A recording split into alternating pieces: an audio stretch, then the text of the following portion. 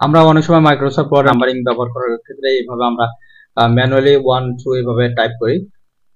Manually এখানে আমরা অনেকভাবে যারা কাজ করে না তারা আমরা এইভাবে টাইপ করে থাকি।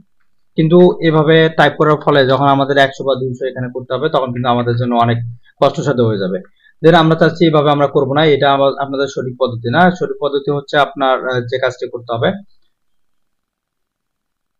আমরা এগুলো সবগুলো ডিলিট করে নিলাম। ডিলিট করে আমরা আপনার সঠিক পদ্ধতি যেটা হচ্ছে, সঠিক পদ্ধতি এখানে যদি আপনি নাম্বারিং করতে চান তাহলে আপনাকে এখান থেকে নাম্বারিং এ যাবেন। নাম্বারিং ক্লিক করলে নাম্বারিং এ ক্লিক করে আপনি এখান থেকে কিছু নাম্বারিং এর লিস্ট পাবেন। এগুলো থেকে আপনি যেটা যেভাবে চাচ্ছেন সেভাবে আপনি নিতে পারেন।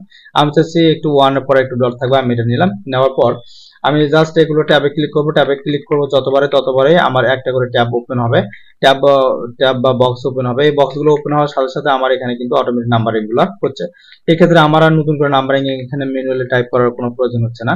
দেন আমাদের এই ভিডিওটি যদি আপনার বিন্দুর মতো ভালো লেগে থাকে এবং নতুন নতুন টিপস পেতে আমাদের এই চ্যানেলটি সাবস্ক্রাইব করুন এবং আমাদের সাথে থাকুন। দেখা হচ্ছে আবার নতুন কোনো ভিডিওতে।